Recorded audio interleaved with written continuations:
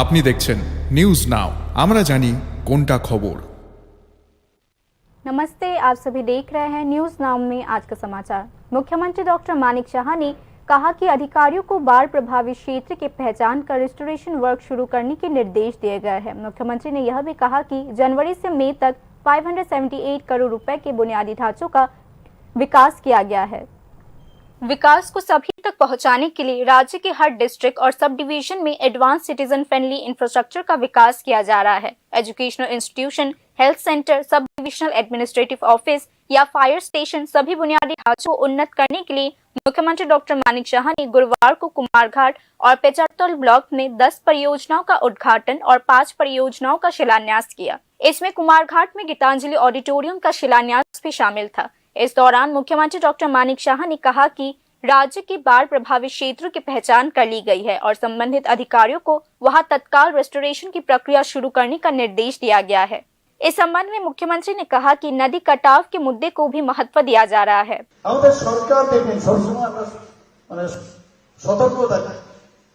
গত বছরের যে এত বিভীষিকাময় যে বন্যা পরিস্থিতি হয়েছে এর আগে তো হয়নি।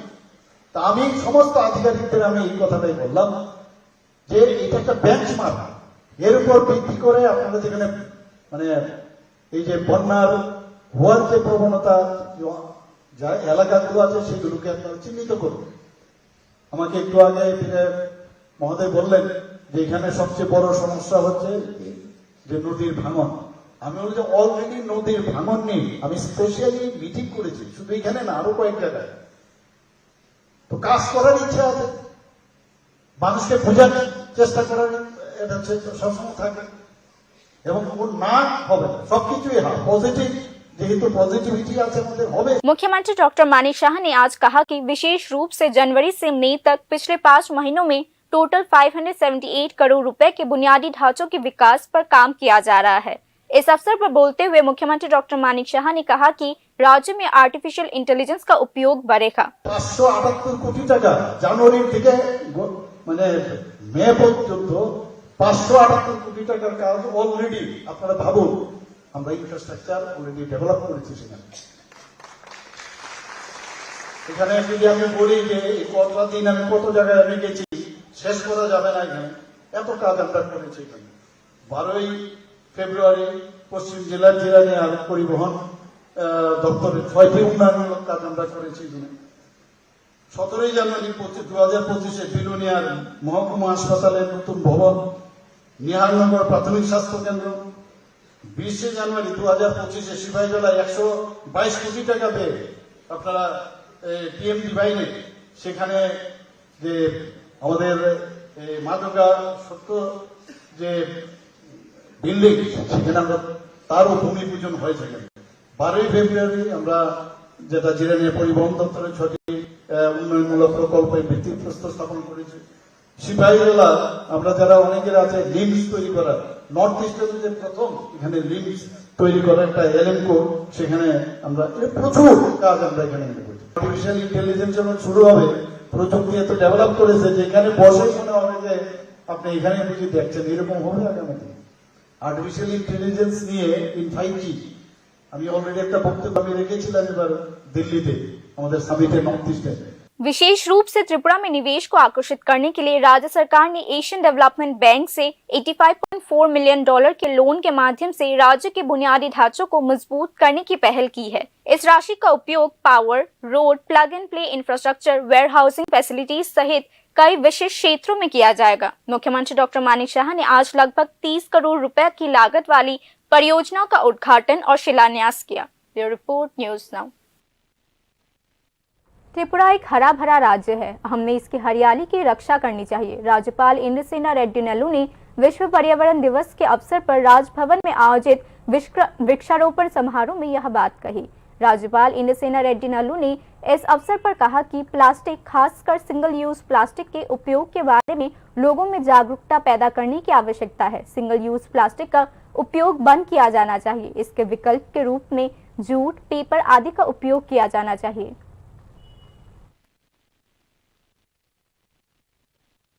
एक ग्रीन इसमें रिच स्टेट है, इसको ऐसे ही आगे भी लेके जाने का है और ग्रीन स्टेट आगे लेके जाते समय और एक भी अपना मन में रखना है कि ये प्लास्टिक जो है वो एनवायरमेंटल के विरुद्ध है, शत्रु है।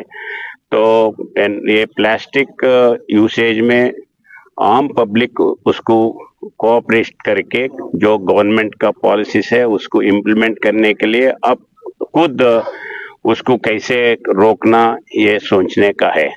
प्लास्टिक पहली चीज, सिंगल प्लास्टिक यूज जो है उसको तुरंत बंद करना है और अल्टरनेटिव जो है, अल्टरनेटिव्स बहुत आए हैं, जूट है, पेपर है, बाकी के जो भी है उससे यूज करने का है। तो मैं आम पब्लिक को यही रिक्वेस्ट करता हूँ कि प्लास्टिक को यूज करना बंद करो। प्लास्टिक पॉल्यूशन को खत्म करने के मुख्य विचार के साथ राज्य में वर्ल्ड एनवायरनमेंट डे मनाया गया। इस संबंध में वन मंत्री अनिमेश देबबर्मा ने त्रिपुरा की वन भूमि की रक्षा करने का संदेश दिया। हर साल 5 जून को विश्व पर्यावरण दिवस मनाने की एक खास थीम होती है। इस साल का theme putting an end to plastic pollution है। इस थीम को ध्यान में रखते हुए गुरुवार को राज्य में भी वर्ल्ड एनवायरनमेंट डे मनाया गया। वर्ल्ड एनवायरनमेंट डे के मौके पर त्रिपुरा पोल्यूशन कंट्रोल बोर्ड और Tripura department of science and technology की ओर से संयुक्त रूप से रंगारंग जुलूस निकाला गया। सुकांतो एकेडमी के सामने से शुरू हुए जुलूस में फॉरेस्ट मिनिस्टर अनिमेश देबबर्मा भी मौजूद थे। वन मंत्री अनिमेश देबबर्मा ने प्लास्टिक मुक्त पर्यावरण के साथ साथ त्रिपुरा के जंगलों और वनों की रक्षा का संदेश दिया। যদি আমরা সুন্দর এবং সুস্থ না রাখি মানব সমাজটাই থাকবে না। গাছপালা যেমন লাগাতে হবে, অক্সিজেন বৃদ্ধি করতে হবে, তেমনি আমাদের প্লাস্টিক বর্জন করতে হবে। যে সমস্ত জিনিস ইকো ফ্রেন্ডলি না, পরিবেশের বিরুদ্ধে যে সমস্ত জিনিস আমরা তৈরি করে থাকি সেটাকে আমাদের বর্জন করতে হবে। ত্রিপুরাকে যদি আমরা সুস্থ রাখতে চাই জঙ্গলকে রক্ষা করতে হবে, বনকে রক্ষা করতে হবে। যে সমস্ত ক্যাচমেন্ট এরিয়া শুকিয়ে যাচ্ছে, ফ্লাড হচ্ছে, এই কারণগুলো আমাদের চিন্তা করে त्रिपुरा के पेड़ों की अंधाधुंध कटाई और प्रदूषण बढ़ने से पर्यावरण प्रदूषित हो रहा है, ग्लोबल वार्मिंग भी बढ़ रहा है। ऐसे में प्लास्टिक पॉल्यूशन ने हमारे ग्रह के सामने मौजूदा 3 खतरों को और भी बढ़ा दिया है। यह है क्लाइमेट चेंज, बायोडायवर्सिटी लॉस और पोल्यूशन। आज की रैली में एनवायरमेंटलिस्ट ने कहा कि हर साल 11 मिलियन टन प्लास्टिक वेस्ट पानी और इकोसिस्टम को प्रदूषित कर रहा है। 2016 में समुद्र में डिसॉल्व प्लास्टिक की मात्रा 150 मिलियन टन की थी। ठीक 1 साल बाद यानी 2017 में प्लास्टिक की मात्रा 171 मिलियन टन हो गई। विशेषज्ञों के एक शोध पत्र के अनुसार दुनिया भर में जमा हो रहे कचरे के भारी मात्रा में प्लास्टिक वेस्ट की मात्रा सबसे अधिक है। विभिन्न शोध पत्रों में कहा गया है कि समुद्र की गहराई में लगभग 25,900 टन प्लास्टिक जमा है। प्लास्टिक इकोसिस्टम में प्रदूषण फैला रहा है। हाल ही में नेचर जर्नल में प्रकाशित एक रिपोर्ट के अनुसार प्लास्टिक मछली के शरीर, गाय के दूध और चावल में पाया जा रहा है। इसीलिए माइक्रोप्लास्टिक धीरे धीरे मानव शरीर में भी प्रवेश कर रहा है। नतीजतन जानवरों के शरीर के जीन्स में परिवर्तन हो रहा है। बायोलॉजिस्ट ने आज की खबर में कहा कि दुनिया की नदियों से 1.15 से 2.14 मिलियन टन प्लास्टिक वेस्ट समुद्र में जा रहा है। हमें इसे रोकने के लिए कदम उठाने की आवश्यकता है। हमारे देश में प्लास्टिक पर कानून सख्त बना दिया गया है, लेकिन इसके कार्यान्वयन को लेकर सवाल है। शहरों के साथ साथ गांवों में भी प्लास्टिक प्रदूषण बढ़ रहा है। इसीलिए प्लास्टिक को नियंत्रित करने के लिए प्लास्टिक पोल्यूशन कंट्रोल बोर्ड बनाने की आवश्यकता है। साथ ही 3Rs को और भी मजबूत करने की आवश्यकता है। यह है रिड्यूस, रीयूज और रिसाइकल। जियोलॉजिस्ट के अनुसार इसका मतलब पहला, सबसे पहले उत्पन्न होने वाले प्लास्टिक वेस्ट की मात्रा को कम करना, दूसरा एक प्लास्टिक का कई बार इस्तेमाल करना और तीसरा पुराने प्लास्टिक को इकट्ठा करके उससे नया प्लास्टिक बनाना है। कुल मिलाकर हालांकि प्लास्टिक मुक्त दुनिया बनाना संभव नहीं है, लेकिन एनवायरनमेंट और बायोडायवर्सिटी की रक्षा के व्यापक हित में सबसे महत्वपूर्ण बात यह है कि लोगों को जागरूक होना पड़ेगा और अगर ऐसा नहीं किया गया तो भविष्य को एक सुंदर दुनिया देने का वादा विफल हो जाएगा। Bureau report, news now. हालांकि सिंगल यूज प्लास्टिक के इस्तेमाल पर रोक लगा दिया गया है, लेकिन सरकार इस संबंध में कानून बनाने में विफल रही है। इस मुद्दे पर राज्य सरकार का ध्यान कई बार आकर्षित किया गया, लेकिन राज्य सरकार इस मुद्दे पर ध्यान नहीं दे रही है। कांग्रेस ने विश्व पर्यावरण दिवस के अवसर पर आयोजित एक कार्यक्रम में यह आरोप लगाया। कांग्रेस विधायक सुदीप राय बर्मन ने यह भी आरोप लगाया कि प्लास्टिक बिजनेस से जुड़े एक मंत्री को इस संबंध में मौका दिया गया है।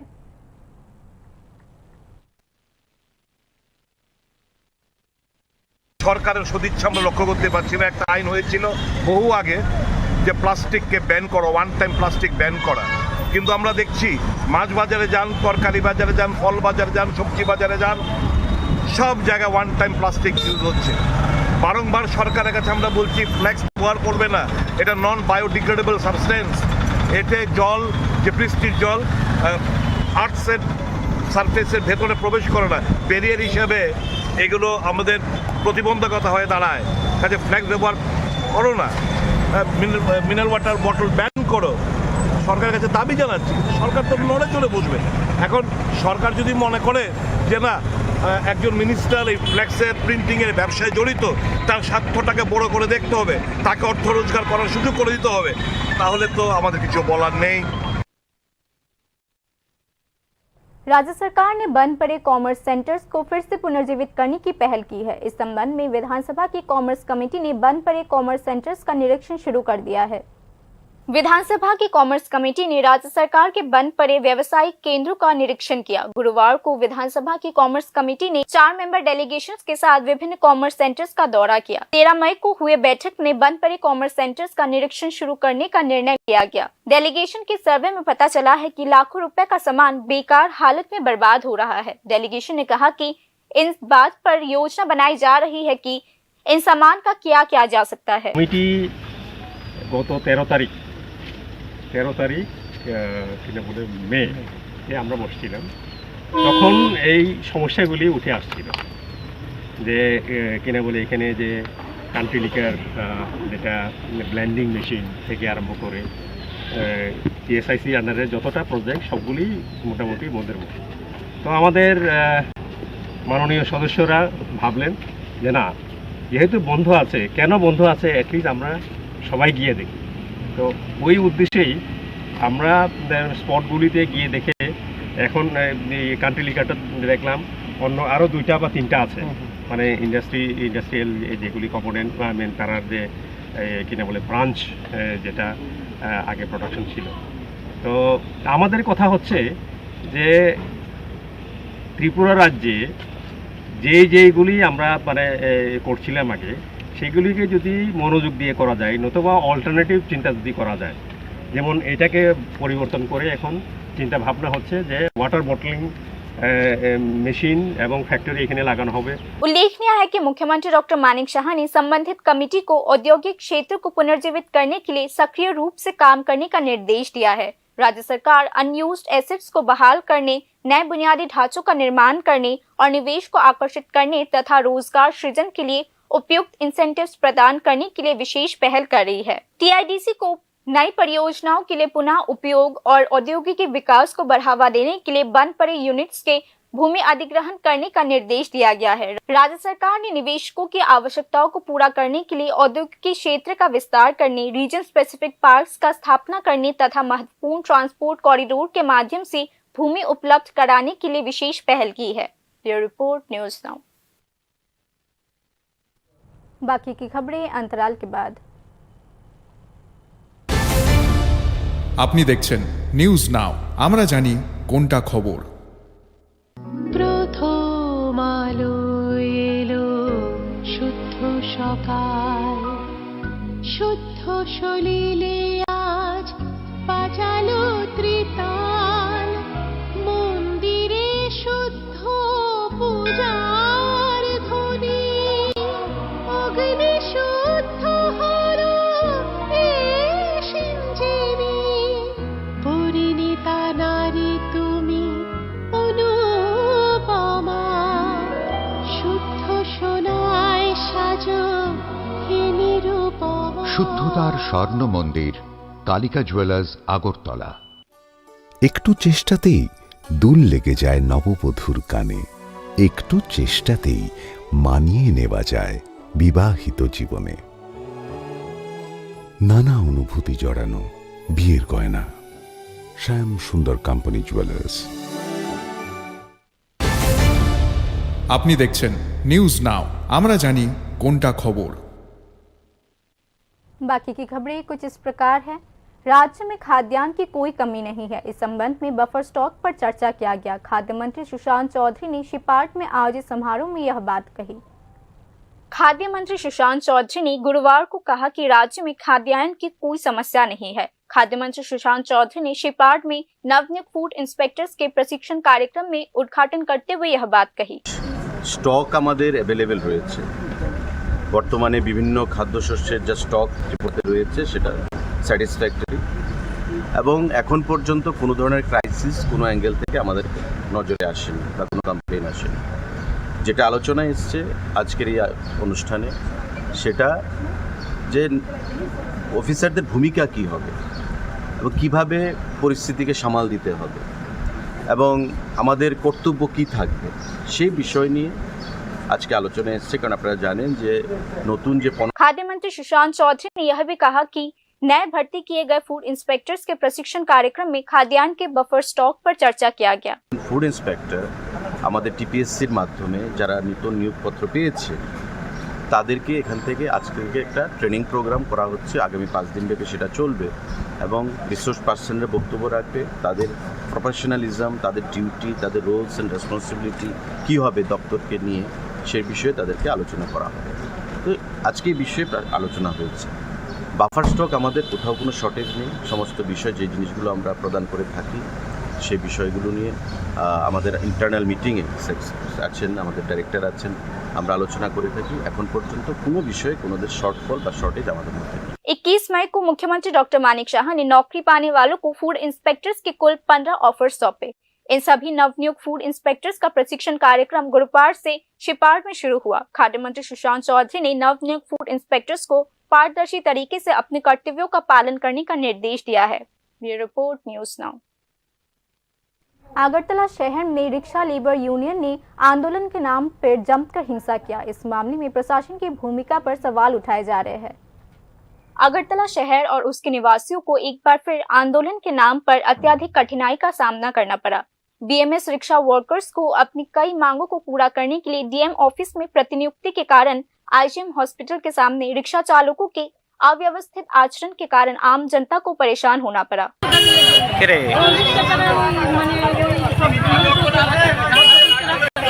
আপনার কেমন অসুবিধা হইতাছে?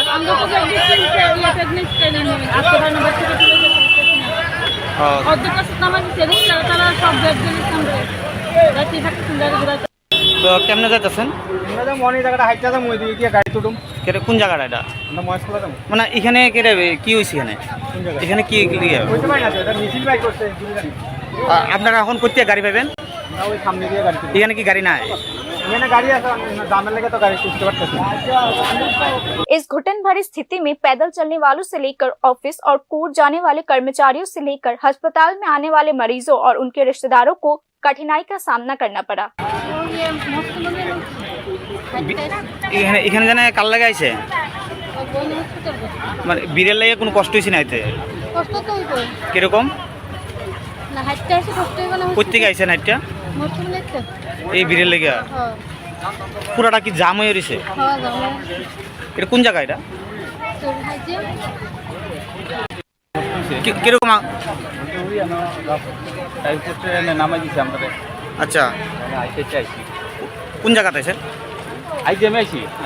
आंदोलन के नाम पर तनावपूर्ण स्थिति पैदा करने में प्रशासनिक भूमिका पर आम जनता हमेशा से सवाल उठाती रही है। महत्वपूर्ण दफ्तरों, कोर्ट और यहाँ तक कि अस्पताल के सामने भी प्रशासनिक निष्क्रियता के कारण आम जनता को परेशानी उठानी पड़ी। इस मामले पे पुलिस प्रशासन की भूमिका पर खास तौर पर सवाल उठाए जा रहे हैं। गुरुवार को रिक्शा श्रमिक संगठन के तथाकथित आंदोलन के कारण कई घंटों तक महत्वपूर्ण अस्पताल, दफ्तर और कोर्ट परिसर ठप रहे।